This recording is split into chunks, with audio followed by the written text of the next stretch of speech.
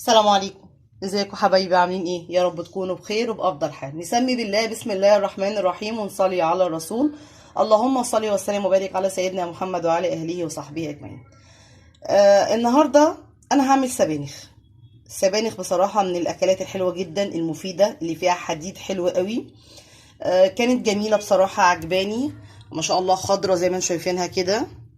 انا جايبه كميه بس طبعا مش هعملها كلها. انا برضو من ضمن الكميه اللي انا هعملها ان انا بخزن حاجات لرمضان.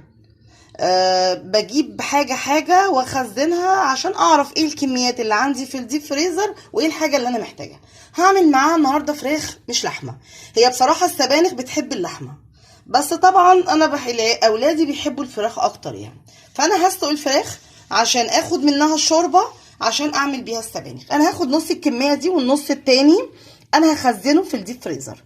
السبانخ انا بحط عليها الكزبره بس ما بحطش حاجه تاني. كزبره. والسبانخ انا بجيبهم اغسلهم كويس قوي قوي.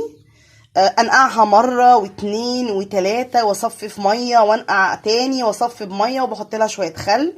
وبعد كده بجيبها اقطعها، بشيل البدايه بتاعتها خالص. وبعد كده بمسكها في قطاعه او صينيه بالسكينه واقطع قطع قطع لحد ما تبقى معايا كده صغيره اهي. تقطيع اللي انتوا عايزينه، ولا كبير ولا صغير قوي. انا بحبها التقطيع ده بصراحه عشان تظهر معاكم في الطبيخ. تمام. وادي الوراك انا منضفاها ومجهزاها اهي قدامكم، نضيفه زي ما شايفينها كده ما شاء الله. وجبت لكم حلقه عن تنظيف الفراخ قبل كده ما شاء الله، نضيفه جدا. وادي الصلصه اللي احنا عصجناها مع بعض اهي، وشويه رز. انا هحط للسبانخ رز. في ناس بتحب لها تحط لها فريك، في ناس بتحط حمص، بس انا شايفه ان السبانخ بتبقى اطعم بكتير من الرز بصراحه. الرز لما بيكون معاها بيبقى طعم قوي. طيب احنا هنسمي بالله ونروح على البوتاجاز. كل اللي انا محضراه ميه للفراخ، فيها بصلايه وطماطمايه عشان اسلقها، بصلتين، فصين توم مجهزاهم عشان اول ما يبداوا يتصفر هنزل بالصلصه. وبعد كده احط الكميه اللي انا هاخدها على قد الحله وهنزل بيهم بشويه الرز. يلا بينا عشان ما اطولش عليكم نروح على البوتاجاز ونشوف هنعمل ايه. بصوا حبايبي، ادي الميه غليت اهي. انا بحط لها البصلايه والطماطمايه سليمه، مسافه ما باخد طعمها واللون بتاع الطماطم انا بشيلها. انا قطعت الوراك، حباها بصراحه اقسمها يعني. انا هديها غلوتين وهبدا اخد الشوربه بتاعتها عشان اعمل بيها السبانخ. انا بحب احط مكعبين ماجي مع الشوربه. ماشي اهي، انا حطيتها. اول ما تبدا تغلي هشوف الريم اللي بينزل على الوش، اللي بيطلع على الوش، وهشيله. وبعد كده هحط لها شويه قرفه وجنزبيل وشويه كزبره واسيبهم يستوي لحد ما تاخد سوا. وقبل ما تستوي بشويه هحط لها الملح. انا بحطش كمون على الشوربه، اللحوم ما بتحبش الكمون. شويه فلفل، شويه ملح. تمام. انا هغطي عليها، ما بغطيش قوي طبعا. اول ما بتبدا تغلي بوطي عليها واشيل الريم واحط لها التوابل. ادي البصله والتومه، حته سمنه بلدي، شويه زيت قدامكم اهي. انا بقطع البصله زي ما شايفينها كده صغير بالسكينه عاديه خالص، واحط عليها فصين توم مهروسين. واول ما تبدا تديني اللون الاصفر بنزل على الصلصه واسيبها لحد ما تفك الصلصه بتاعتها. وبعد كده هنزل بشويه الخضار بتاعي واشوف هعمل ايه. بصوا حبايبي، بدا اهو الريم يطلع على الوش اهو.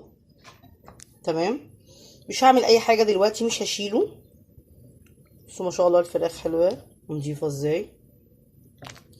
هسيبه لحد ما الريم يبدا يطلع. هبدا انشيله بمعلقه واحط لها زي ما اتفقنا شويه قرفه، شويه جنزبيل، شويه كزبره. حطيت لها مكعبين ماجي. هسيبها بقى براحتها. اول ما تغلي هوطي. ادي الصلصه حطيت لها مكعبين ماجي اهو برضو. حطيت لها شويه ميه عشان تقدر تفك، لانها لسه هتاخد زي تسوية كده عشان تاخد من السبانخ وتشرب السبانخ من الصلصة اهي. هسيبها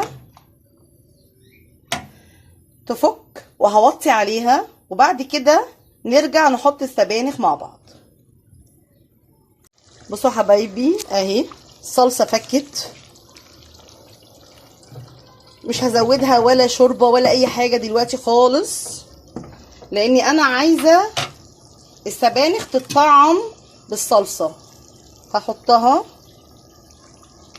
هنزل على قد الصلصة وعلى قد الكمية اللي هتاخدها مني الحلة. انا مش هحط رز دلوقتي،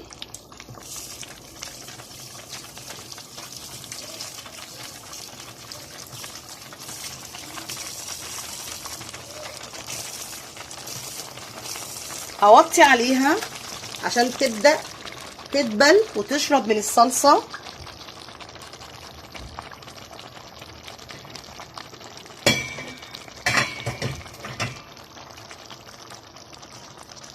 بصوا ادي الفراخ اهي ما شاء الله شربتها ظهرت اهي، مفيش فيها اي ريم، مفيش فيها اي حاجة. حطيت لها شوية الملح، شوية القرفة، شوية الجنزبيل، شوية الكزبرة الناشفة اهي،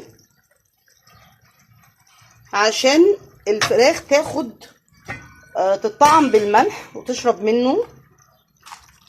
هوطي برضو على الفراخ، هسيبها براحتها.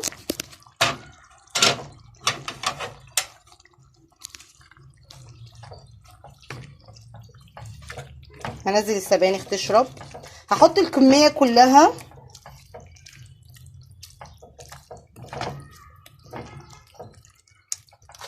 اللي انا عايزاها واسيبها تشرب منها. انا هاخد بالظبط نص الكمية اللي انا عاملاها، لان دول كيلو ونص، يعني ما شاء الله الكمية اللي انتوا شايفينها دي كيلو ونص. يعني انا بالظبط هعمل حوالي كيلو الا ربع. طبعا في ناس كتير من ضمن الدكاترة اللي بيقولك مش مستحب انك ترجعي تبيتي السبانخ، ومش مستحب انك تاكليها تاني يوم. طبعا احنا ما اخدناش على كده زمان من اهالينا، احنا كنا دايما بنعمل الاكلة وتقعد في التلاجة، وكنا بنطبخ في الألمونيا يعني. دلوقتي مش مستحب تطبخي اي حاجة فيها صلصة في الألمونيا. انا عاملاها في التيفال. التيفال ده اللي هو التيفال التيتانيوم، اللي هو المطلي تيتانيوم. المفروض ان هي تركي، يعني الحلل دي عندي تركي. تمام. انا اهي بصي بدأت تدبل الصلصة اهي كتيرة ما شاء الله اهي. هتشرب من السبانخ والسبانخ تشرب من الصلصة كده تطعم بيها، وابدأ بعد كده غلوتين واحط الشوربة. بصوا حبايبي انا بعمل الرز بحطه على الوش، مش بدخله، يعني مش بخليه يبقى من تحت، لا انا بحطه كده على الوش اهو، واوزعه كده واسيبه، ما بقلبوش خالص اهو، مش بقلبه دلوقتي اهي. ليه؟ لانه هيلزق ومش هيخلي السبانخ عندي تستوي. طب ما انا عايزاه يستوي، انا نقعاه في ميه، نقعاه في ميه سخنه. تمام. انا هخليها تاخد غلوتين وهاجي معاكم كده هقول لكم انا هقلب ازاي. نشوفها بقى اهي.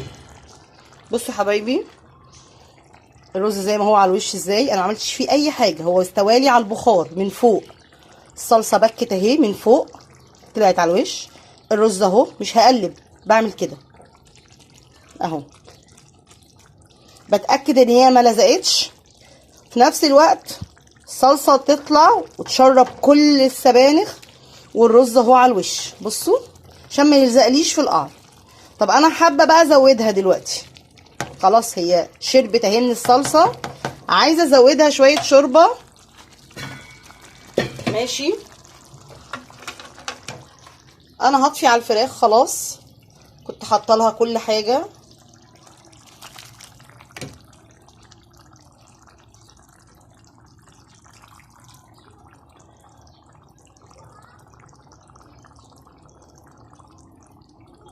شوربتها جميلة ازاي وصافية، مع انها مش بلدي. الوراك دي مش بلدي.